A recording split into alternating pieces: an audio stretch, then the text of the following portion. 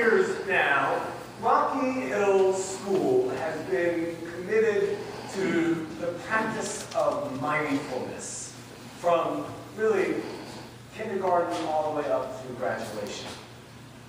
I'm not saying this to advertise Rocky Hill, although of course my wife does work there.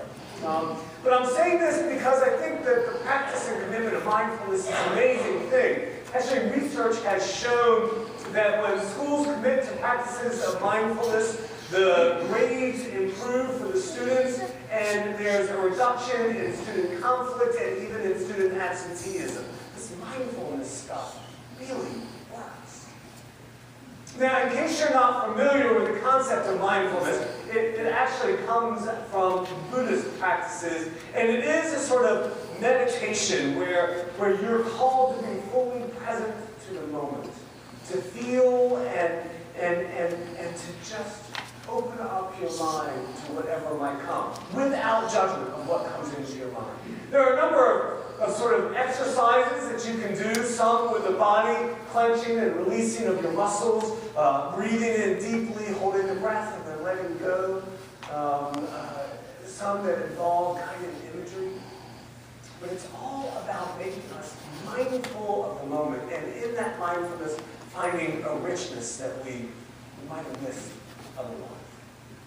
Now, I know that this is a Buddhist practice, but, you know, it occurs to me that tonight we have gathered for a practice that in some way invites us to its own mindfulness. Or it might be a practice born out of the Judeo-Christian tradition, this imposition of ashes, but there is a mindfulness that we all would do well to collect.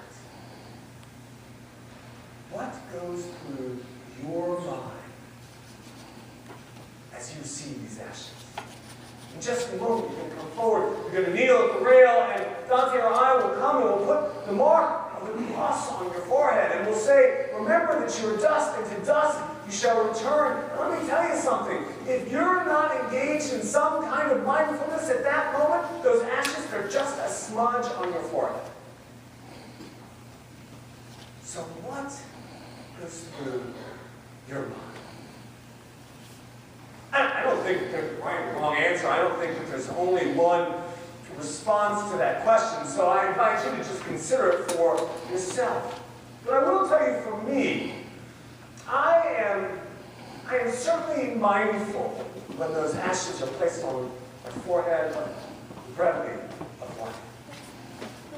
I'm mindful of the fact that there is a difference between the God who created us and we humans, we who have been created. God's life, God's existence, God's experience is timeless. There was no beginning and middle and end. But for us, our time on this earth is finite. There's a little bit of urgency when you think about it that way. I'm mindful of my own brokenness, of the human brokenness, of our sinfulness, which has created a breach of sorts between God and us, a disconnect. I grew up in the South where that word sin was thrown around with a bony finger, and it makes me nervous. But I think that sin in its simplest way is just when we turn a deaf ear to God and when we walk away from God. And do you see how we get one step at a time farther and farther away? And these ashes, they remind me of the breach between the Holy One who created me and where I might stand. But they remind me of one more thing as well. Because it's in the form of the cross, and it's through the cross that new life happens. And so I am mindful when we get these ashes, that even out of the ashes of our lives, God invites us, God creates for us new life. Remember that you're dust, and to dust you shall return. But even as we return down to the dust, we make our song.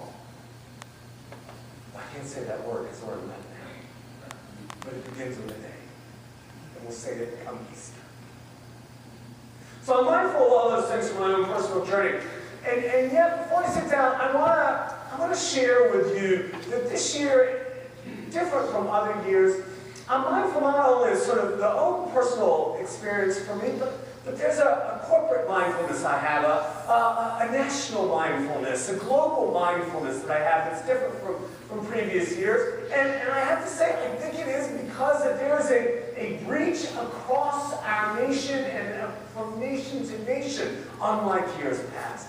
We're a divided, conflicted, judgmental nation right now. We are not at our best right now. And I'm not blaming that on any one person. I'm just describing the human condition as it's caught in our country. And frankly, from country to country, much could be said of the same.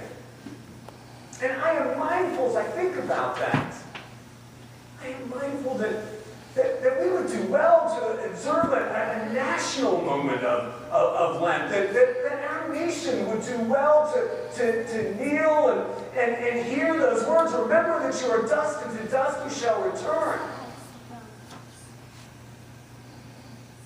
And I'm also mindful that as Christians, as people who believe in this Jesus character, as people who have heard this Jesus story, as people who are wedded to the values of compassion and of justice and of dignity, as Christians, we have a chance to heal that breach in a particular and unique and spectacular way. Those words from Isaiah that Stacy read about being repairers of the breach, you and I have a chance to be repairers of the breach, each and every one of us, by how we live our lives. And I'm mindful that maybe that's a piece of Lent for me this year as well. Everything you do. I'm also mindful it's a good thing we've got 40 days because we've got some work to do. And I'm mindful of this one final thing. I don't think that we can fully repair the breach with our God until we have repaired the breach that is there with one another.